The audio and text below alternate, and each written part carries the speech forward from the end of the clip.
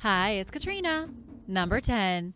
Ancient Alabama. One of the deepest, darkest, and most ghoulish caves in all of North America can be found in Alabama. It's called the 19th Unnamed Cave, and researchers recently discovered the largest known cave art in North America down in its hollow depths. The piece of art has been unseen by human eyes for over 1,000 years. It was discovered while researchers were doing 3D scans of the cave. They had missed it because of the dark, and because it has mostly faded with time. It was also drawn on the ceiling, which would have made it pretty much impossible to find without the scans. The location of this cave is a closely guarded secret. All we really know is that it's somewhere on private land in northern Alabama. Its entrance is a gaping 80-foot mouth of darkness, and inside is a long tunnel going deeper as it gets narrower. From the mouth of the tunnel going all the way down are pieces of artwork. Images were etched into the ceiling of the cave, things like birds, insects, rattlesnakes, and strange human-like figures. They were undoubtedly created by Native Americans using nothing but the flickering light of torches around the year 660 AD. This find is of major importance for one main reason. Archaeologists now know that caves all across North America are probably filled with lost artwork. Up until now, researchers have focused primarily on pictographs left behind in the desert and on rocks out in the open. Nobody had really been looking in caves, and so this has opened up a whole new world of possibility. Number 9. Knuckle bone dice. In southern Israel, a rare collection of dice made from knuckle bones has been discovered. The knuckle bone dice were inscribed with the names of Greek gods. Some of the Greek gods you may recognize, like Aphrodite, goddess of love, Hera, Zeus's wife, and Hermes, the messenger god. These knucklebone gaming dice were used much in the same way we use dice today, only 2,300 years ago. They were inscribed with the names of deities because the ancient Greeks believed they would bring them good fortune. According to the Israel Antiquities Authority, the dice were made from the knucklebones of farm animals like goats and sheep. They were used both for gaming and for ritual divination by female sorceresses. In ancient Greece, knucklebone dice were called astragali. In total, researchers found 530 dice hiding in an underground cave complex in the Judean foothills. We're not sure what kind of games were played, if they were games of chance or games where people could win money. What we know for sure is that they doubled as magical tools in rituals. Knucklebone dice could be used with pottery shards inscribed with magical incantations. Usually, these instruments were used to try and win the favor of the gods. Number 8. Roman siege engines. In shocking archaeological news, researchers in Israel have identified the exact position of the Roman siege engines used to destroy Jerusalem almost 2,000 years ago. For a bit of background, there was a major conflict between the Jewish people in Judea and the Romans starting in the 1st century AD. The Romans had already subjugated the Jewish people, imposed high taxes, and clamped down on religious practice. This led to a revolt, with the Jewish people rising up against their Roman dictators. In retaliation, the Roman governor of Judea looted the Second Temple and arrested Jewish political figures. Emperor Nero was not happy with what was going on. The Romans were forced to abandon Jerusalem because the rebellion had turned into violent chaos.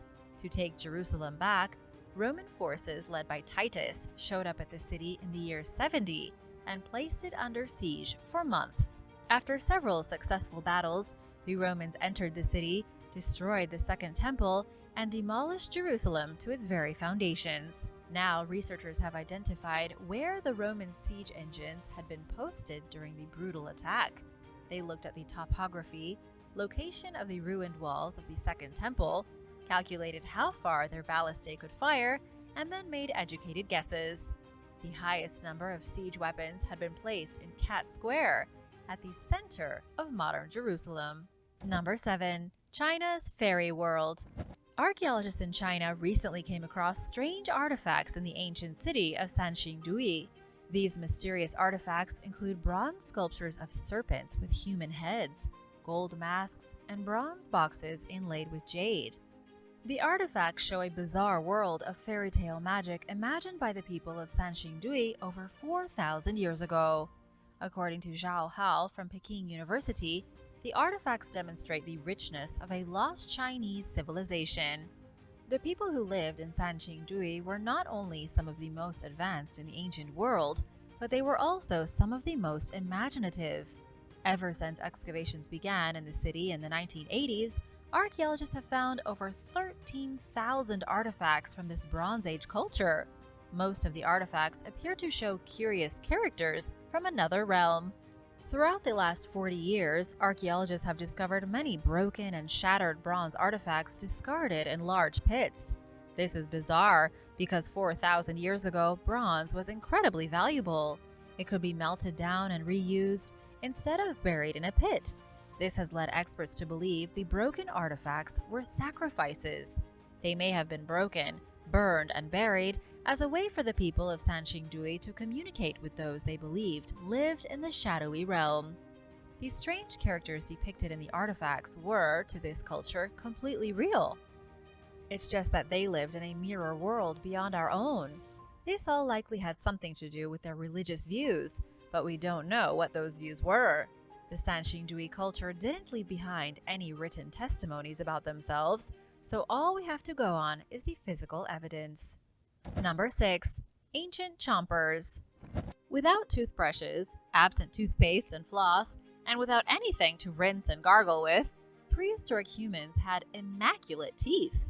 Alan Cooper, the director of the Australian Centre for Ancient DNA, says prehistoric human mouths were healthier than our own. His research has shown that hunter-gatherers had great teeth, right up until farming populations began to spread across the world. Almost as soon as people stopped being nomadic and settled down to farm the land, gum disease and cavities started plaguing our mouths.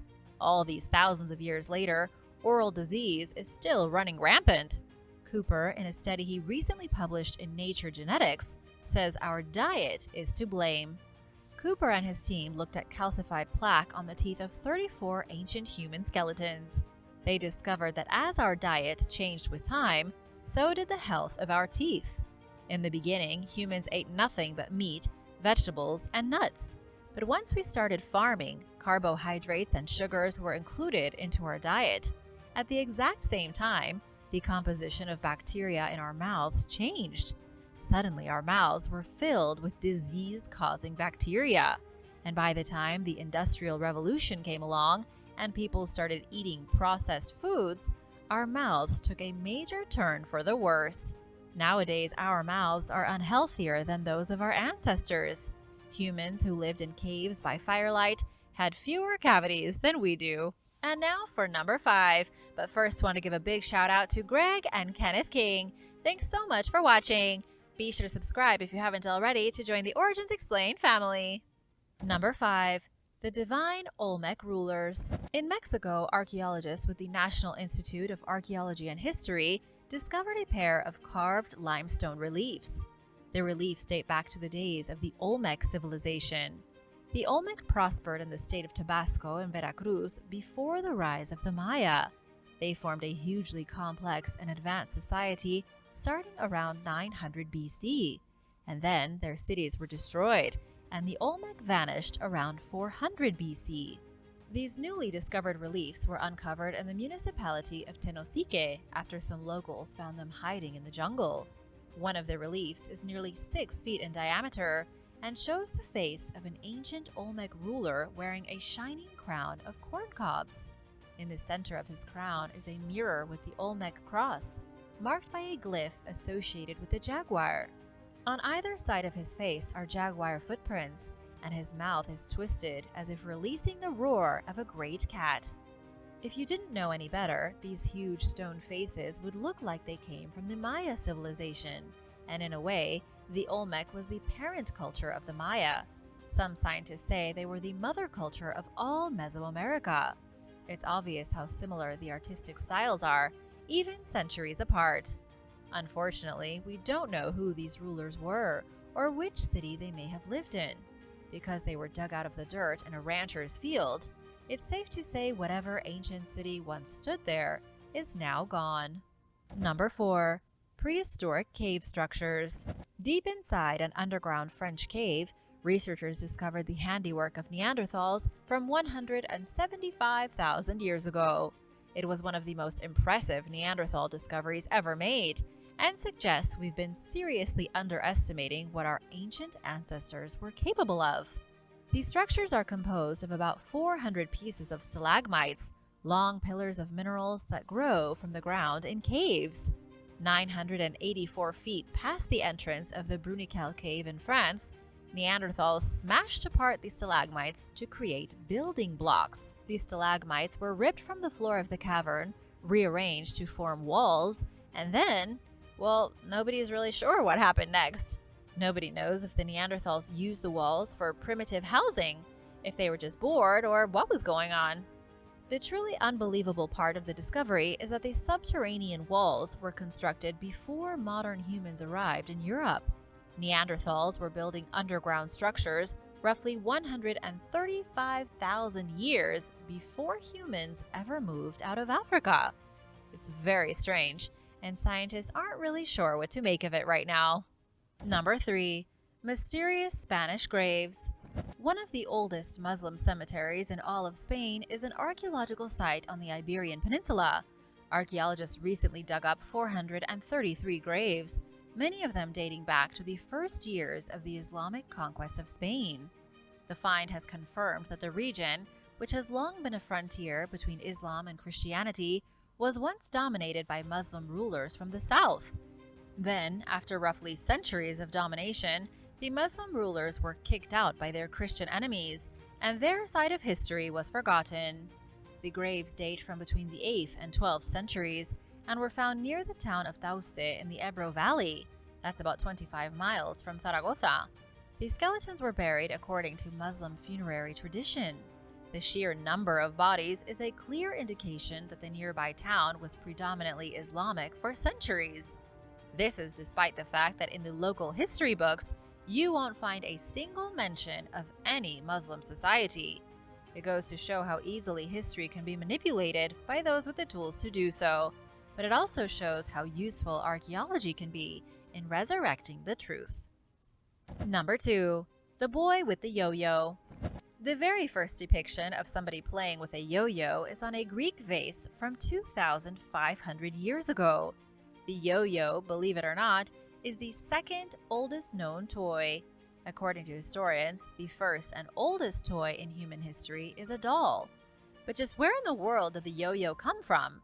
And for that matter, how did it show up in Greece in the 5th century BC? Most historians agree the yo-yo was birthed in China, invented in the East, and then brought to ancient Greece and the Philippines. In the Filipino language, yo-yo translates to come-come. These toys were made from wood, terracotta, metal, or clay, and were the coolest things around.